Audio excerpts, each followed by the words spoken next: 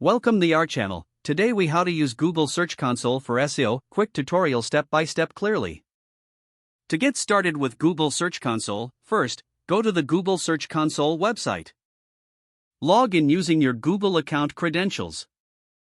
Once logged in, click on the Start Now button. Add your website by entering its URL in the specified field. Choose between the domain or URL prefix option based on your preference. Click Continue after selecting your option. If you chose the URL prefix, verify ownership by following the provided instructions. You can verify ownership using methods like uploading an HTML file, adding a meta tag, or using Google Analytics. Once ownership is verified, you'll see an overview of your property. Navigate to the performance report in the left sidebar. In this report, you'll find data on clicks, impressions, average position, and click-through rate. Use this information to analyze which keywords are driving traffic to your site. Next, check the coverage report to identify any indexing issues. This report will show errors, valid pages, and excluded pages.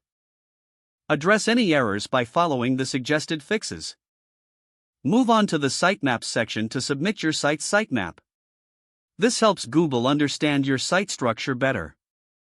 If you don't have a sitemap, consider using a plugin or tool to create one. Check the mobile usability report to ensure your site is mobile-friendly. Fix any issues highlighted in this report to enhance user experience. Explore the Links section to review internal and external links to your site. This information can help you understand your link profile and identify opportunities for improvement. Finally, regularly monitor your Search Console data to track progress over time. Use the insights gained to optimize your site's content and improve SEO performance. If the page does not load, refresh the browser or try again in a private or incognito window. Make sure you are using the correct email address, then retype it carefully to avoid small typos.